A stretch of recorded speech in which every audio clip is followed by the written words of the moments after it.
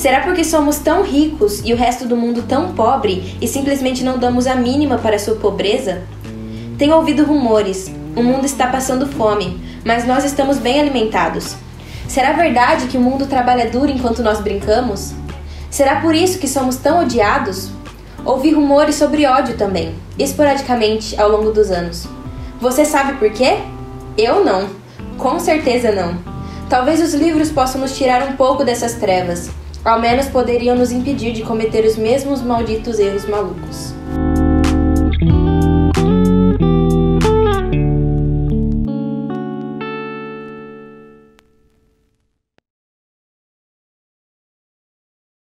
Oi, eu sou a Lívia do Cabeceira e nesse mês a gente está falando sobre distopias, mais especificamente sobre distopias clássicas. E hoje o livro que eu vou falar faz parte da tão famosa Santíssima Trindade das Distopias, da qual fazem parte 1984, Admirável Mundo Novo e Fahrenheit 451, do Ray Bradbury. Ray Bradbury nasceu em 1912 e ele era um dos escritores mais célebres do século XX. Então, no meio de tantas obras que ele lançou, lá em 1953 nasceu o tão famoso Fahrenheit 451. No contexto que esse livro foi lançado, os Estados Unidos estavam vivendo uma era em que havia muita censura à arte e os livros faziam parte dessa arte que era censurada. Mas esse não foi o maior motivo para o Ray Bradbury escrever uma obra sobre isso. E sim o desinteresse pela literatura que ele percebeu na população com a chegada de novas mídias, como por exemplo a televisão. A história se passa então em um Estados Unidos futurista, né? Da época que ele escreveu, se a gente fizer os cálculos, ele se passaria mais ou menos no início do século XXI, então perto do tempo que a gente está vivendo hoje. E nessa história, a gente vai acompanhar um cara chamado Guy Montag, e ele é um bombeiro. Mas não é um bombeiro não é um bombeiro que a gente conhece. Aqui em Fahrenheit 451, o trabalho dos bombeiros é, na verdade, encontrar todo o livro que eles puderem e colocar fogo neles. Não importa se no processo as pessoas fiquem sem casas ou até mesmo sem vida. E é por isso que o livro se chama Fahrenheit 451, porque a temperatura de 451 graus Fahrenheit, ou então traduzindo para Celsius, 233 graus, é a temperatura em que o papel queima. Então, o nosso querido protagonista, o Guy, ele vive numa sociedade em que as pessoas não têm acesso a livros. Mas muito mais do que isso, elas não têm o costume de conversar, de jogar a conversa fora. E, assim, como toda boa distopia, tem um governo totalitário, mas aqui a crítica é muito mais à sociedade, ao comportamento das pessoas. E a gente vai ver refletido essa sociedade na esposa do Guy, dentro da casa dele. Ela é uma personagem que passa o dia inteiro na frente da TV, com fones de ouvido, e essa programação que ela assiste o dia todo, a gente poderia relacionar com o que seriam os nossos reality shows de hoje em dia, que são programações interativas. Ela se sente parte ali do que tá passando na TV. E ela passa tanto tempo na frente da TV que ela começa a achar que aquelas pessoas, aqueles atores, são na verdade a família dela. Então ela fala pro Guy, não, eu vou conversar com a família. E esse conversar com a família é assistir TV. Além disso, ela toma algumas pílulas calmantes, assim, até porque as pessoas, elas têm a necessidade de sempre estarem se sentindo em paz, se sentindo tranquilas, sem incômodos. Eles não querem saber sobre a vida das pessoas porque eles não querem se incomodar com o problema das pessoas. Eles não procuram saber o que está acontecendo, então eles não sabem que tem gente passando fome, eles não sabem que tem uma guerra acontecendo do lado de fora da casa deles, justamente porque eles não querem saber, né? O problema maior aí não é a censura da informação, mas sim a escolha das pessoas em não se informar. Eles não querem ser incomodados, eles não querem sentir emoções que os tirem da zona de conforto. Eles não querem sentir amor, não querem sentir ódio, eles só querem ser deixados em paz. Por esse motivo, Montag, ele nunca parou pra pensar no motivo deles queimarem os livros, né? Qual era a razão por trás daquela profissão? Na cabeça dele, aquilo sempre foi normal. Sempre os bombeiros, a função deles era queimar os livros. E ele também nunca parou pra pensar se ele realmente era uma pessoa feliz, se ele realmente se sentia feliz, né? Se sentia todas as emoções possíveis. Ele nunca tinha parado pra pensar nisso. Então, né, nessa sociedade meio esquisita que ele vive, um determinado dia ele esbarra com uma vizinha dele de uns 16, 17 anos chamada Clarice, E ela começa a puxar assunto com ele. Ela pergunta pra ele, tipo, o que você faz? Como é que é ser bombeiro e tudo mais? E ele percebe que essa menina, ela é diferente. Ela é um pouco estranha. Porque é uma pessoa que ela quer saber das estrelas e das árvores, não sei o quê. Ela tá preocupada com o que tá à volta dela. Inclusive com o Guy. Ela é a primeira pessoa que demonstra interesse em saber sobre a vida do Guy. Ninguém nunca tinha perguntado pra ele se ele era feliz ou como era o trabalho dele. Então ele sentiu aquele interesse daquela menina e a princípio ele achou estranho, mas aos poucos, né, conforme eles foram se conhecendo e trombando assim outras vezes, ele foi começando a gostar da companhia daquela menina e a sentir falta quando ela não aparecia.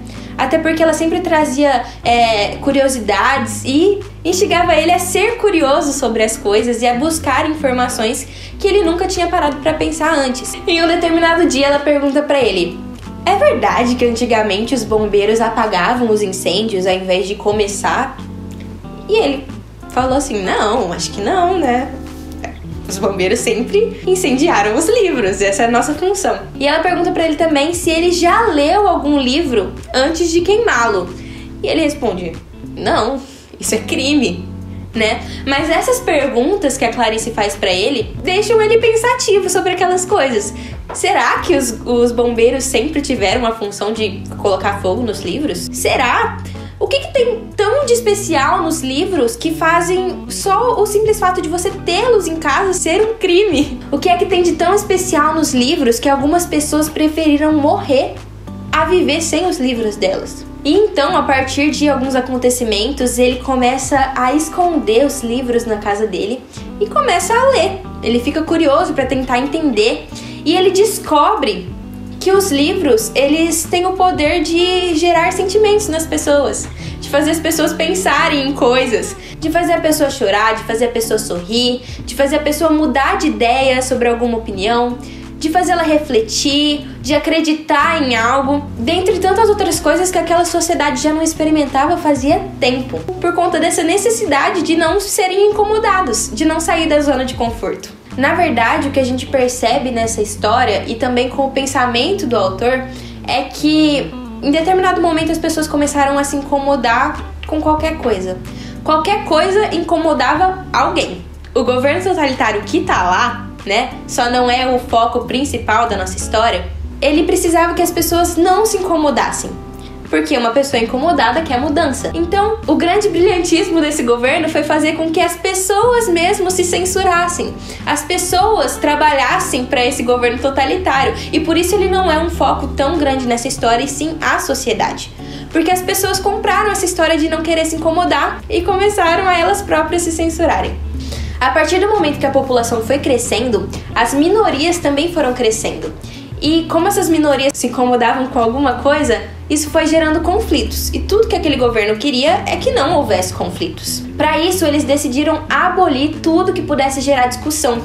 Então, as informações na TV eram informações inúteis. Eram programas que não acrescentavam nada, não faziam as pessoas pensarem, não faziam as pessoas entenderem nada. Era só mais um passatempo. As músicas se tornaram todas iguais, não geravam nenhum sentimento nas pessoas. E se, por exemplo, a religião incomoda alguém, vamos abolir a Bíblia. Se a política incomoda alguém, vamos abolir então o Manifesto Comunista, porque os capitalistas não vão gostar disso. Vamos abolir tudo que incomode alguém. Todas as ideologias expressas nos livros, se incomodarem alguém, vai ser abolido. Ou seja, todos os livros foram abolidos, porque as pessoas não podiam pensar, não podiam ser contraditas. As pessoas, elas viviam apenas nas suas próprias bolhas, com pessoas que pensassem iguais a elas. Com isso estabelecido, tudo que incomodasse as pessoas estava errado. Então, é a própria população que denuncia os colecionadores de livros, né? Eles ficavam sabendo que os vizinhos tinham livros, ligavam para os bombeiros e falavam: fulano tá com livro, vai lá queimar. É claro que esse livro é uma dramatização, uma crítica, mas se a gente parar pra pensar, ele não tá tão longe da realidade que a gente vive hoje.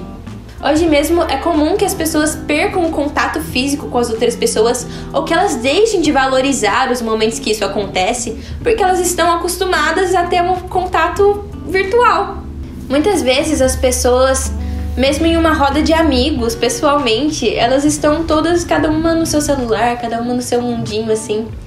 E é claro que isso não é uma crítica à tecnologia em si, mas ao modo que a gente usa ela, né? Que muitas vezes, se a gente não usar com sabedoria, ela, ao invés de ser uma coisa boa, ela passa a ser inibidora da vida real.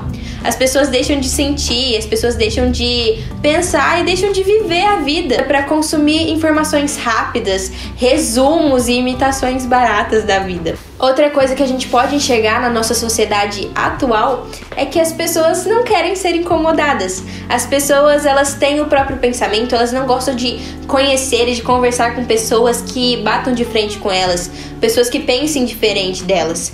E isso é algo que a gente pode relacionar desse livro e pensar que o Ray Bradbury veio pro futuro escrever e depois voltou pro passado para publicar o livro. Para finalizar, deixo aqui uma outra frase desse livro que diz assim: entende agora porque os livros são odiados e temidos? Eles mostram os poros no rosto da vida. Os que vivem no conforto querem apenas rostos com cara de lua de cera, sem poros nem pelos, inexpressivos. Enfim, eu espero que você tenha gostado dessa resenha e que isso tenha te incentivado a ler esse livro também. No geral, ela é uma leitura super rápida, eu mesma li em menos de 24 horas e eu acredito que vai acrescentar muito na sua vida. Refletir sobre o que o Ray Bradbury teve a dizer nesse livro aqui. E aí, Fahrenheit 451 é digno da sua cabeceira? Deixa aqui nos comentários se você gostou dessa resenha e me diz também qual outra distopia não pode faltar. Se inscreve no nosso canal, curte, compartilha com seus amigos e fique atento que as próximas resenhas você não pode perder. E é isso. Pobre e simplesmente não damos a mínima para a sua Você tá lendo, cara? Tô. Em um determinado... Eu ia falar um determinado bom dia.